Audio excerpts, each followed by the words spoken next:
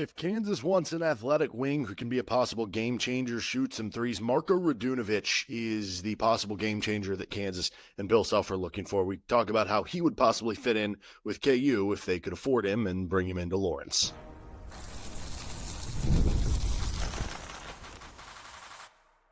You are Locked On Jayhawks, your daily podcast on the Kansas Jayhawks. Part of the Locked On Podcast Network, your team every day.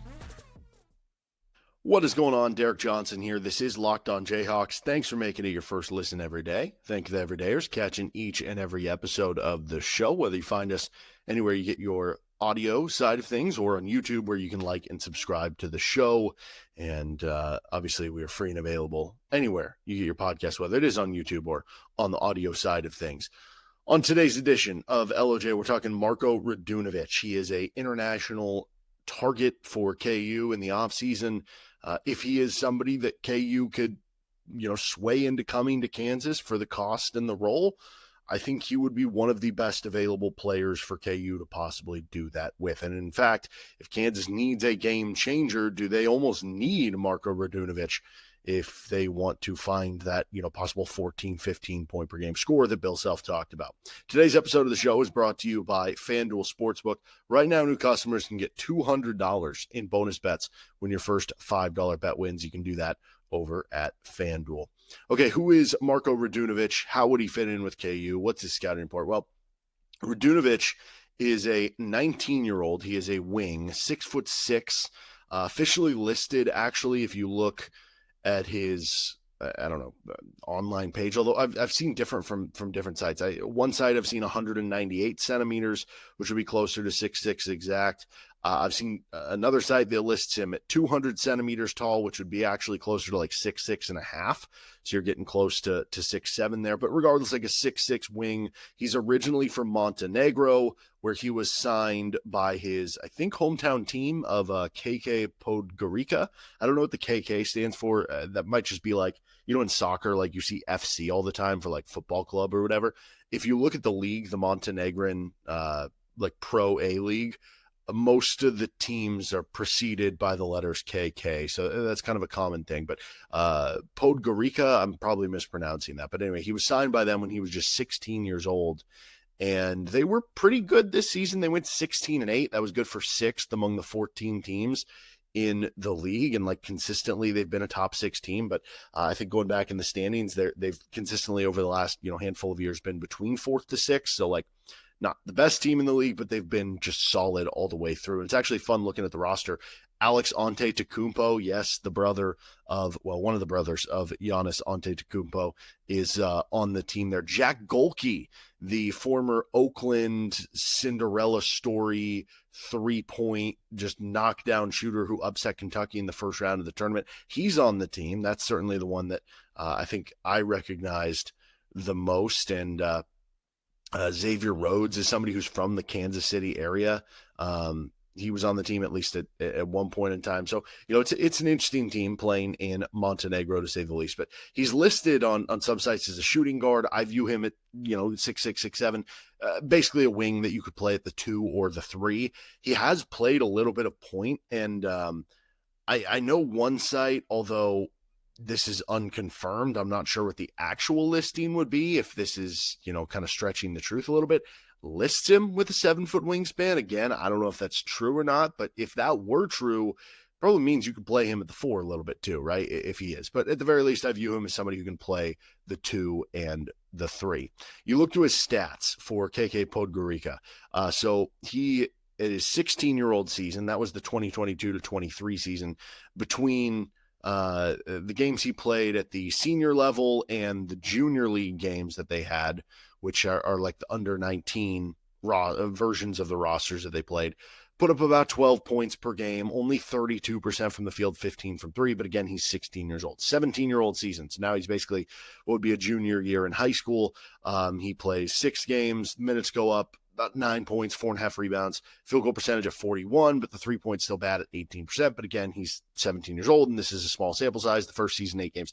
This season, 6 games.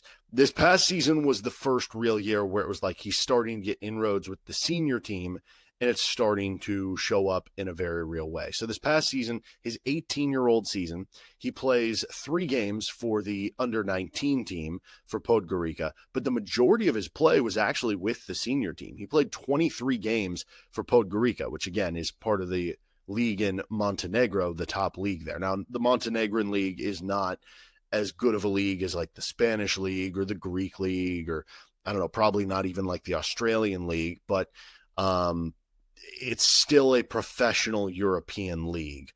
I'd be interested in comparing it to like college basketball. Like, how would it compare in that regard? Because in certain areas, it's going to be more difficult. In other areas, it's probably not as talented. But point being, it's tougher than like high school ball. I feel confident saying that. So he plays 23 games. He starts 12 for the senior team. Now add up the totals between the senior team and the under-19 junior team that he played. 26 games played. He played 22.6 minutes per game, 11.2 points per game. So, good numbers there, 11.2 points. If you basically just say he's averaging a point every 2 minutes, essentially, you would say, if he's playing 30 minutes per game, that's 15 points per game. Hey, if you want a 14 to 15 point per game score, boom. Also good rebounder, 5.5 rebounds per game in those 22.6 minutes per game. Also good passer, 2 assists per game in 22.6 minutes per game. He did that with 2 assists to 1.8 turnovers per game. So not the best assist to turnover ratio, but he's also, not the primary point guard, and at least it is positive. Good steal and block numbers, 1.2 steals per game, 0.6 blocks per game. Those would be good if you were playing 30 minutes per game, but he's, again, 22.6. Where things really showed out for him this season was with the efficiency and shooting the basketball. He wound up shooting 49.5% from the field this past season, and from 3-point range, he was really able to get it going as well. He shot 23 of 63 on 3-point shots. That's good for 36.5% from 3. He also shot 74.7% at the foul line. And so you basically look at him and say, okay, he was taking, 2.5 3-point attempts per game on a good percentage. But again, if you up the minutes, it ends up closer to, maybe he would have been on pace to take closer to 3.5, 4 3-pointers per game. So I think you look at the stats and you just say it's very well rounded. He was able to score, he rebounded, he passed, he got steals, he got blocks, he shot well from 2, he shot well from 3, he shot well at the free throw line. What's not to like here about Marko Radunovic, right? So you go and watch the highlights on this kid. I would say that he looks like somebody who plays well off the ball, and that's obviously something you want to always check off if you're talking about a possible player that can come in and play with Darryn Peterson. But it goes beyond that, right? Because Melvin Council can handle some on-ball duties. Elmarko Jackson can handle some on-ball duties. And so, if you're Marko Radunovic and you come to Kansas, yeah, of course, if you're one of the best players on the team, you're going to be handling the ball or initiating sets in the same way that, all right, Kevin McCullough was a 3-4. Jalen Wilson was a 4 for Kansas, and they would have times where they were handling the ball, initiating the offense. But as far as being like the pure point guard, that wouldn't really be a role that's available at Kansas. So can you play off ball? And Radunovic shows that he can do that. He shows that he can hit spot up threes. He shows that he can cut off the basketball.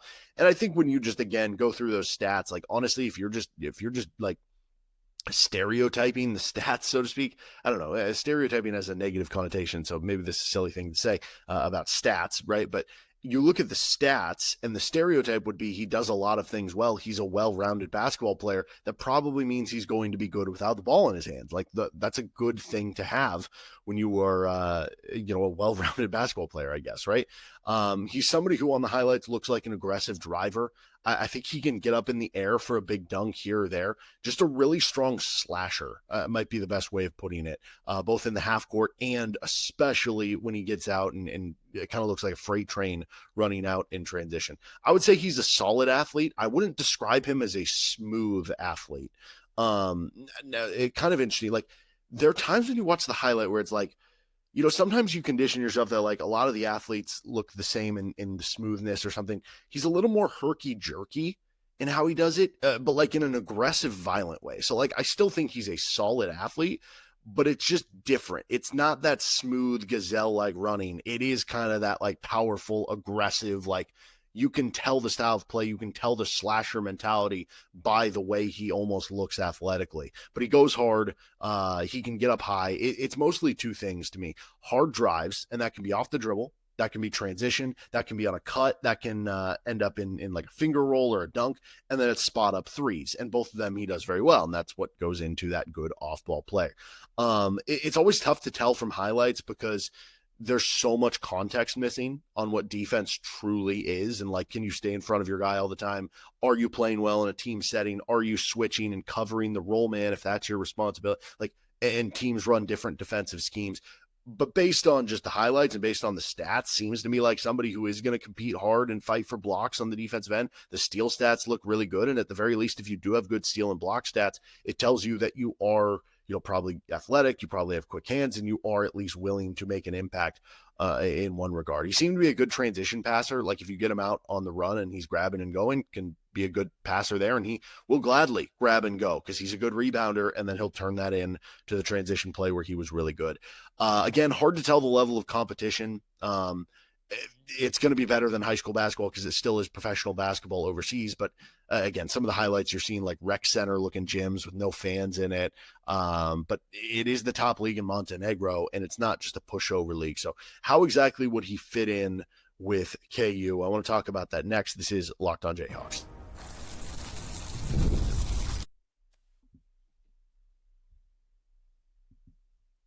This episode of the show is brought to you by FanDuel Sportsbook. The NBA playoffs are in full swing, and every night delivers highlight-worthy performances, major momentum shifts, and can't-miss moments.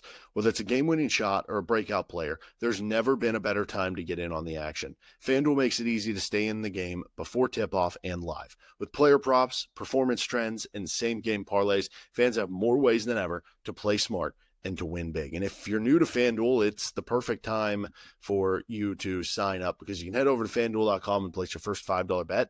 And if it wins, you'll get $200 in bonus bets. They actually have some early lines up for the week 0 of college football. Iowa State's getting 3.5 against Kansas State in Ireland. Kansas is giving up 14.5 against Fresno State. And also the over-under is sitting at 51.5. So that means they're expecting Kansas to win something like 32-18, somewhere in that range, 32-19, 33, whatever, somewhere in that range. So you can get it on that action and more over at FanDuel. Make every moment more with FanDuel, the official sports betting partner of the NBA and the Locked On Podcast Network. Thanks for joining us on this episode of Locked On Jayhawks. You can make us your first listen every day. Thank you to everydayers. Already doing that, catching each and every episode. You can make Locked On College Basketball or Locked On College Football your second listen every day. So one thing I do find interesting when you're looking at Radunovich is as you do try to figure out, again, what is the level of play here that you're talking about, and like how good are some of these other teams that you're going up against and stuff like that. So if I just look at Bo Garica, the team that he was on, and I mentioned Jack Golke being one of the notable names that is on the team. Well, Jack Golke, who at this point is 24 years old. I guess I could click on his profile. He's 25 years old. Okay. He's a 25-year-old at this point. Like, he is a veteran, is Jack Golke. He was a really good college player. I mean, he had a very specific role, but he was a good college player on a team that pulled a big upset in March Madness. And so it's almost like the way I view this is because if you look at their rotation, Jack Golke played 14.7 minutes per game. Marko Radunovic played 21.6. Now, it doesn't always work that way that the guy playing more minutes is the better player, but clearly to some extent it can work that way, right? It's a simple way of looking at it, but it can very much work that way, right? And so if you're talking about he was ahead of the rotation of Jack Golke, again, very different styles of play and what they do. Jack Golke gets on the court because he's a flamethrower from 3. Marko Radunovic does a lot of everything, right? He's a jack of all trades and is good at a lot of different things. But point being, if you were to say that Jack Golke hypothetically got another year of college and entered the transfer portal, and in addition to that, he's added another year of playing professional basketball experience under his belt, so he's also a year better than when we last saw him in college, when he was lighting up nets against Kentucky in the NCAA tournament. That guy would be pretty interesting for a lot of teams to take. And now you look at Radunovic and you say, okay, well, he was technically better than him, and he's younger, which means that probably, and based on some of the height and athleticism, has a higher potential to get even better from one year to the next than where Golke would go. So that's just one way of looking at it, is like, okay, where would this guy be, and how would he kind of impact things from that regard if he were there, and this guy's better. So that would be a good sign. Now, how he would fit in for Kansas, he would add certainly more positional size. He would add more versatility. That's something that Kansas has done an excellent job at building the roster out with, that they do have a lot of positional size. They don't have, a bunch of 7'2" guys, but they have a lot of players with plus wingspans. They have a lot of players with, good size for their position, that they're not going to be really small at any point in time. And Radunovich would fit in perfectly there. He would add more shooting to the team. Again, 36.5% from three on 2.5 attempts per game in 22 minutes per game, right? Those are good numbers for Radunovich, and usually younger players are going to continue to get better shooting the ball. So he might be even better this year. He's also a good rebounder. I mean, again, you're talking over 5 rebounds per game in 22 minutes per game, where if you are playing closer to 30, you might be averaging 7 rebounds per game. He is a good rebounder. He is aggressive. He gets his nose dirty. And so he would add that to the team. Now, what he wouldn't add to the team would be more college experience, right? And at this point in time, if you're just all in on the international thing to get a game changer, then maybe this is a moot point, because you're comparing apples to apples in terms of international players who don't have college experience anyway. But do you want to go for somebody who's older than 19 years old, so that you feel like they can adjust right away, maybe a little bit easier because they're more mature in the game? I don't know. Maybe that is something. I also, in terms of what he wouldn't, like I said, again, part of it is going to be based on the wingspan. Could he play some 4 for you? I like to think that he could play some 4 for you, based on the idea that he is a good rebounder, that he does still block shots, that he would be able to do that, especially in a versatile lineup where like Kansas has 6'4", 6'5", 6'6", 6'6", or something, 1 through 4, where it is just kind of, interchangeable with who's the 3 and who's the 4 in that specific lineup. But it's not a guarantee, and it's certainly not somebody who you just profile as a 4. You profile him more as a 2-3, who at times has played 1 for his club. I also don't know that, if you're talking about what he wouldn't add, it's not a guarantee that he is somebody who, is going to be a star right away. Like with Neoklis Avdalis, I feel like there's a higher floor there to me. With Radunovich, I don't know. There might even be a higher ceiling for me in how I view him compared to Avdalis. They're also different players, but I feel like with Avdalis, it's a little more foolproof in terms of me feeling like it's going to work. You could convince me Marko Radunovic comes over and he could be a 15-point per game scorer. You could also convince me he comes over and averages 6 points per game, and you see some of the flashes, but maybe it takes another year or something like that. So that would be kind of the risk that you're rolling the dice with. Now, at this point in time, given where the Kansas roster is, you kind of do have to roll the dice on something. And yeah, to me, I would expect if Marko Radunovic came in, like I would lean toward the higher side of the outcomes. I would expect him to be a starter. To me, he would start with Tre White, and they'd be kind of interchangeable as 3-4 men. That would be an awesome rebounding pair of wings. It would also give Kansas more shooting. It would lengthen out their roster and the depth and the different types of lineups and versatility that they could go out there and do. If I was like ranking the best KU basketball players, like number 1 would be Darryn Peterson, 2 would probably be Flory Bidunga.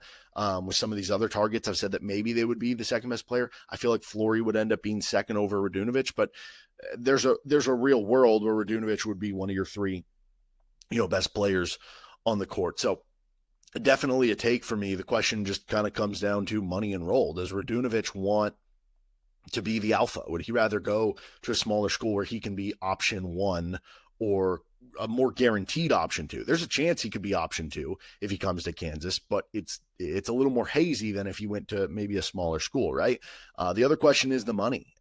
Clearly Kansas has spent a big amount of money already on the roster, and with the football stadium and other things going on, there is a limit to how much they can spend. And I still do think they have a good chunk to throw out there, but if it is a little more limited and you do still have to worry about the buyout in international basketball, what if you have, say, $3 million left for these final 3 scholarships, and Radunovich needs $3 million to make it work? He needs 2.5, and it's another $300,000 for his buyout. You'd only have $200,000 left to bring on a backup big man in another spot, and that might just not work out. So if it does work out, I would love this addition for KU, but I guess we don't really know if it will work out based on some of those logistics. All right, latest news, KU non-con schedule is out and more. This is Locked On Jayhawks.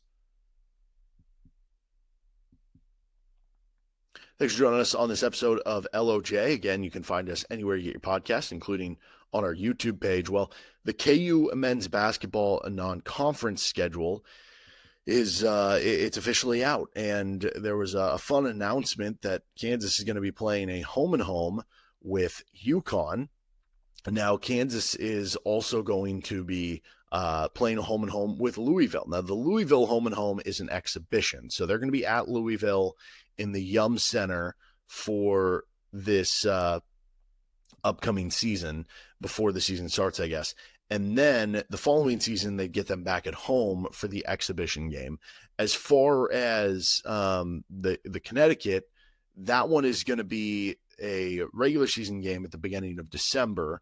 They'll get them in Allen Fieldhouse this year, even though they just had them in AFH a couple years ago. And then they'll return to Storrs, Connecticut the following season, where they'll play at UConn. So non-con schedule set, though, and that was obviously the big new addition, because some of the other ones we already knew, but it comes to like now we know they're going to be playing Davidson in late December, but now it just kind of fits in as another piece to the puzzle of what is once again an unbelievably difficult non-conference schedule for KU. I mean, you have to go at Carolina and at NC State now, which the NC State one became a lot more interesting, certainly with Darian Williams, and both in terms of making them better and the recruiting battle for him. But with Will Wade there, I think they're going to be a pretty good team this year. And then again at North Carolina, you're playing Duke in the Champions Classic on a neutral site, which that's going to be a lot of fun with Darryn Peterson and the Boozer twins, and just, I guess, two blue bloods as well.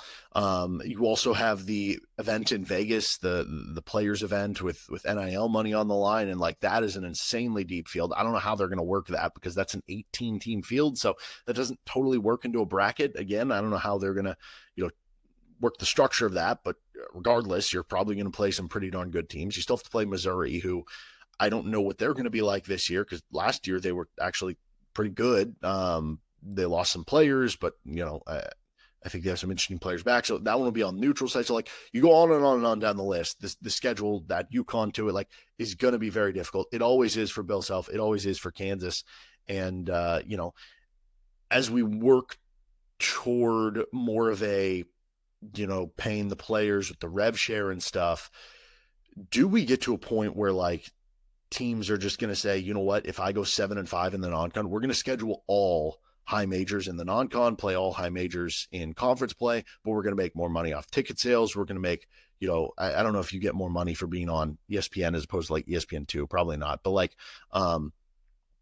in some way, does it benefit you more to play those and we further ourselves? I'm not saying that I want this necessarily, because part of the beauty of college basketball is the Davids and the Goliaths, right? Kind of going up against each other. But I do wonder if that'll be the case. And Kansas has always played a tough non-con schedule, though. So that's no different there. And that won't be any different this year. This news came out earlier this week. I just hadn't had a chance to touch on it yet, but that KJ Adams is going to be joining the KU basketball staff for the upcoming year, some capacity.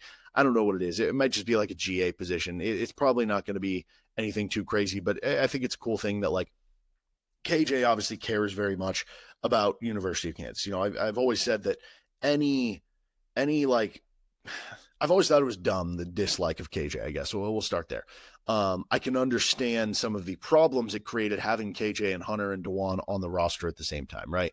I think each individual player, as I've said many times, you could make it work with the right roster around them, but it didn't really work when all three were there at the same time. And so like KJ, for instance, he was the starting center on a 1 seed that if Bill Self doesn't have his health thing, I think they beat that Arkansas team in there in the second weekend. Who knows what happens from there? Hunter Dickinson went to the Elite Eight with Michigan. DeJuan Harris won a national title, but he had the right pieces around him. All of them could work given the right roster fits around them. It just didn't work together. But regardless of what you thought, and I always made the comparison that if you're mad that KJ Adams is playing this many minutes or doing this or that, blame Bill Self, not KJ Adams, because when KJ is out there, he is hustling. He's doing things to try to endear himself and trying to do what he can do best to make it work. If you want to blame anybody, blame Bill Self, because he shouldn't have been playing that role. He should have been playing maybe closer to the Jamari Traylor role. That's on Bill Self more than it is KJ Adams, in my opinion. But anyway, there was never a question in my mind that KJ wanted to win at Kansas, that he put his heart out there, that he had Jayhawks on his sleeve. And so if that guy's your assistant coach, great. right? If that guy's going to be talking to other players, and KJ seems like an outstanding human, if that guy's going to be, a voice that other players can go to bounce off ideas or, talk to, or they felt like they got chewed out too much by the coach and they need somebody to level them out, great. That's great for KJ. But beyond that, with how his season ended in the Arkansas game, this was similar. Like Perry Ellis tore his ACL in the basketball tournament several years back. And Kansas, because he wasn't able to play internationally, just basically brought him on board in some regard. I don't remember the exact title, but basically, yeah, assistant coach, whether there's a made up title or whatever. And the big reason why was to be able to, you can learn from him and take his advice and stuff, but also just allow him to get like on staff to where he can basically have the amenities of KU Med and rehab. And I think that's the big thing with KJ. So awesome stuff, and hope KJ gets healthy and everything here. But yeah, that'll do it for this episode of Locked On Jayhawks. We'll see what happens with Marko Radunovic. More international deep dives coming up for you later on in the week, and plenty more KU basketball, KU football content coming at you. So make sure you're subscribed right here to Locked On Jayhawks, anywhere you get your podcast, including on our YouTube page. See you next time.